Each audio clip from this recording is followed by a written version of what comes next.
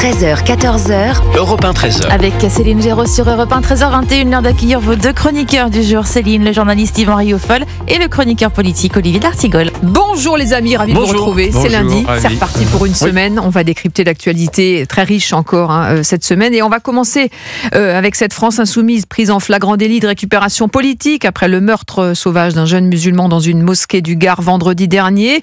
Écoutez Manuel Bompard, député LFI, il était l'invité de Public Sénat ce matin. Il accuse Bruno Retailleau d'être obsédé par les musulmans en France. Son obsession à cibler les musulmans en France. Enfin, écoutez, M. Retailleau est quand même allé dans une réunion publique où il a terminé son propos en disant « abat le voile ».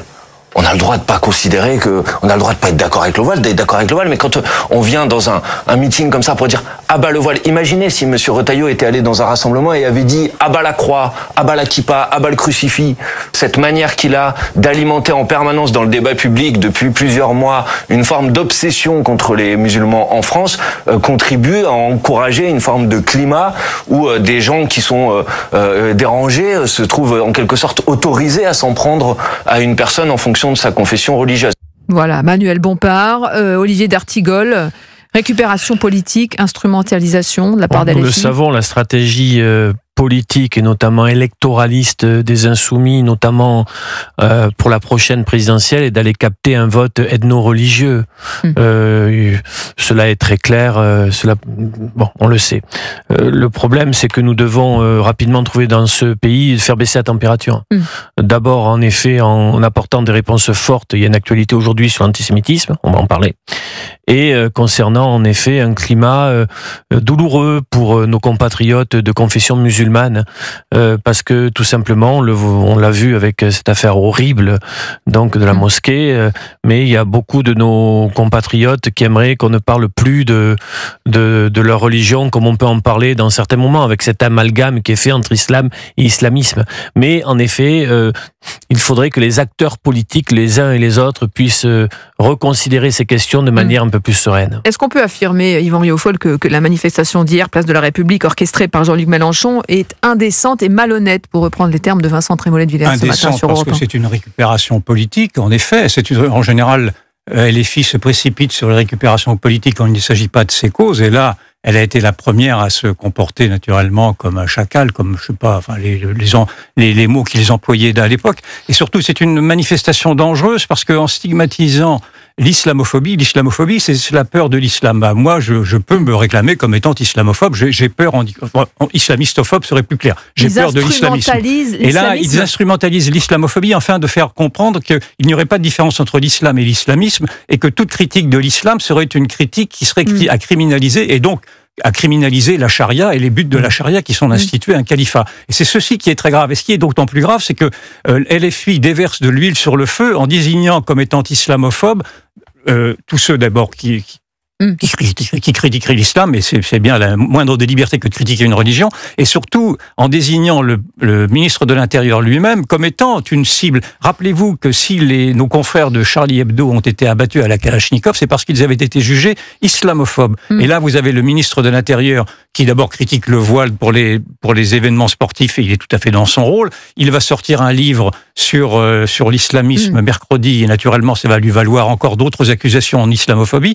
Il va publier un rapport, il va déclassifier un rapport sur l'entrisme des frères musulmans, et là encore, on va le soupçonner naturellement d'attiser la haine soi-disant contre les musulmans, alors qu'il met en garde précisément sur ce qu'est cette idéologie totalitaire qui est l'islam radical, cet islam qui veut appliquer la charia. Et je vous rappelle que la charia a été jugée en 2003 par la Cour européenne des droits de l'homme comme étant contraire à la démocratie et aux droits de l'homme très précisément. Et donc, il est tout à fait dans son droit, c'est même une urgence que de vouloir mettre en garde contre cet entrisme qui veut imposer une loi islamique au cœur d'une démocratie. Et vous ne pouvez pas, de ce point de vue-là, criminaliser et victimiser, dans le fond, enfin, et désigner comme cible, plutôt, comme cible à abattre, naturellement, ceux qui mettent en alerte. Je disais indécente et malhonnête parce que, selon les mots du procureur de la République, la piste d'un crime anti-musulman, effectivement, est privilégiée, mais il y a quand même certains éléments qui pourraient laisser penser que ce mobile n'était peut-être pas le mobile premier. La piste, bon, d'abord, on ne peut pas en dire davantage que ce que vous venez de dire en termes d'infos en notre possession. C'est un Français d'origine de Bosnie,